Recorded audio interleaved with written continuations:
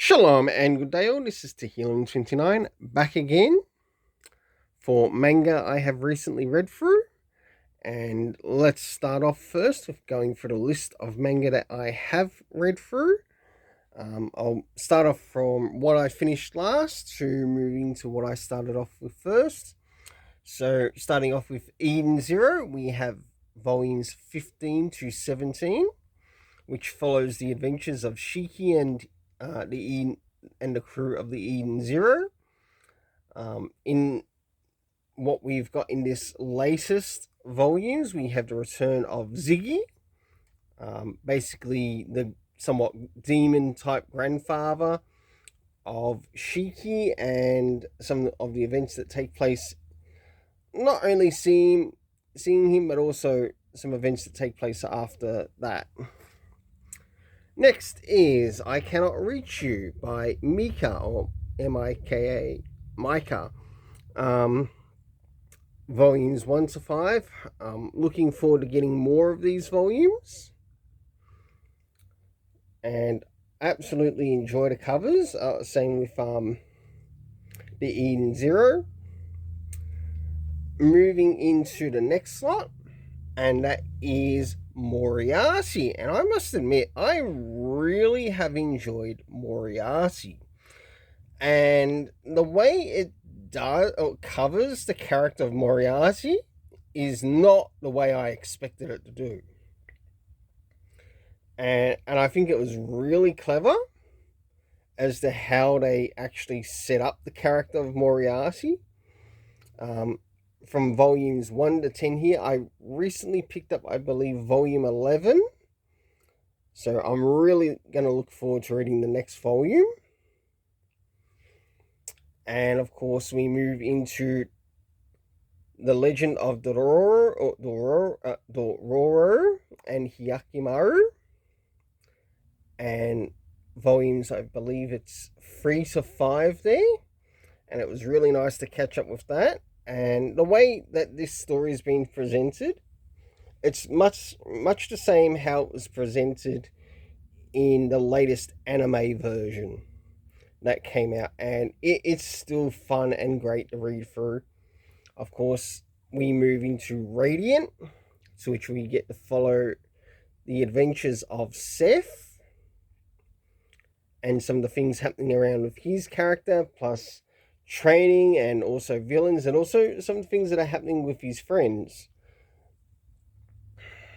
Of course, we move into Boruto, Naruto Next Gen, volumes 16 to 14. And finally, last but not least, We Never Learn, volume 21. And my goodness, volume 21 really pulled off an unexpected ending of sorts. It's the only way I could put it. And it sort of takes on board of like what it did with the previous volumes and placed it into this volume.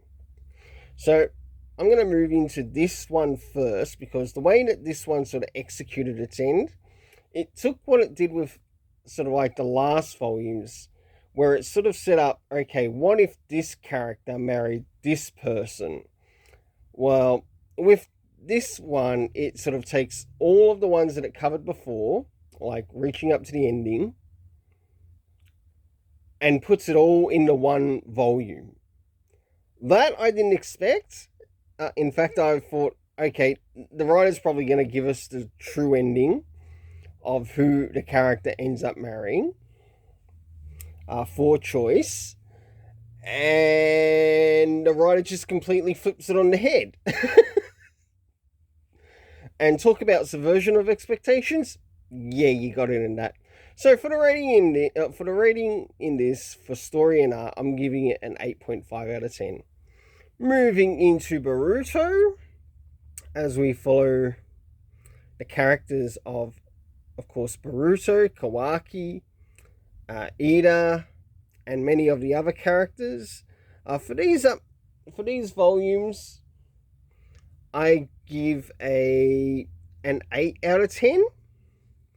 altogether.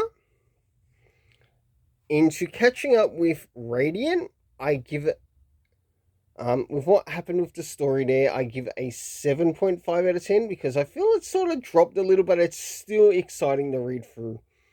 That is one thing. Another thing on top of that is also how regular these volumes come out, and they're not very regular. Or, in other words, they don't come out every month. And I think that would also help improve the story too, if it came out a little bit more regular.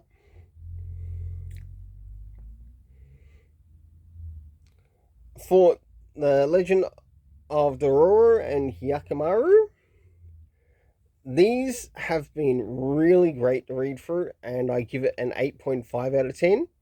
Now,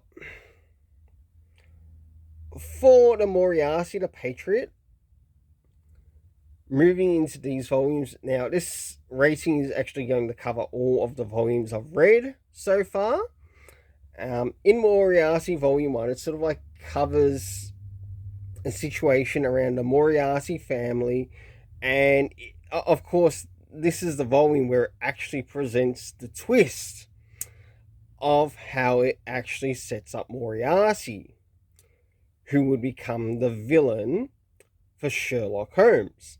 I don't want to give away any spoilers, but the way the story is executed, go out and pick this up. I mean it. Go out and pick this up. Because you learn that there are 3 brothers in the Moriarty household. And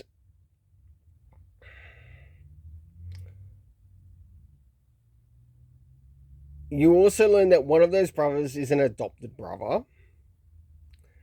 But they all share something in common in regards to their names, but I'm not going to give it away what it actually is. And that's all I'll leave it as. And this is why I recommend go out there, pick up this manga series. It is worth reading. For this, I think I might end up giving it one of my highest ratings for a manga, or for a manga series. And that is a 9.5 out of 10. That's right, a 9.5 out of 10. Providing that the quality doesn't drop throughout the story. Now, of course, there would probably be some slight differences if I was reading the manga individually, in like personal rating. But overall, this is a 9.5 out of 10 for me. And I think you'd enjoy the characters, including enjoying some of the new characters who sort of like take up the roles of allies and people who help out basically family Moriarty and also Sherlock Holmes. And you get to explore basically both sides. So in that, it's really well executed. And I'm going to look forward to finding the time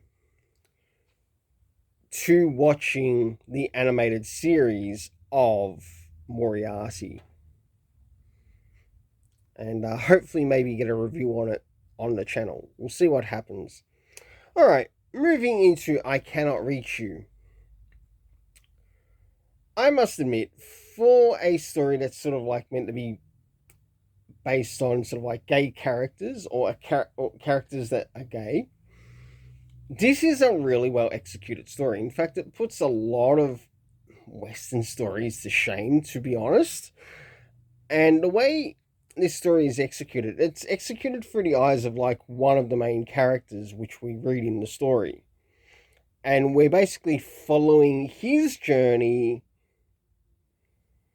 and also we're also getting to see some of the side of the journey of the person that he falls in love with. Like, did he make a mistake? And of course you see the same reflection from the other side as to, okay, did they misread something? And it really takes the time to make sure that this story is as organic as possible. So for this, I give it a 7.5 out of 10 of what I've read through this series. I'm still waiting for the Sasaki and Miyano missing volumes that I require right now, but until then, I think this is the closest I'm going to get to reading these type of stories. And last but not least, Eden Zero. And by what I understand, this series will be finishing off soon. I'm not too sure at what volume it will be finishing at, but of what I've read of it so far, I have absolutely enjoyed. I enjoyed catching up with volume 15, to which we learned a little bit more around the return of Ziggy, plus one of the characters that is sort of like linked to basically the space police version, and also learning how one of them is slightly a little bit too extreme in his ideals, whilst there are other members not so extreme. Then we move a little bit further to the last volume. So for these last three, I'm going to give it an 8 out of 10. And I really look forward to watching the next season in the anime. Well, until then, let's keep it colorful and have yourself an awesome day. And we'll just relook over those titles once again.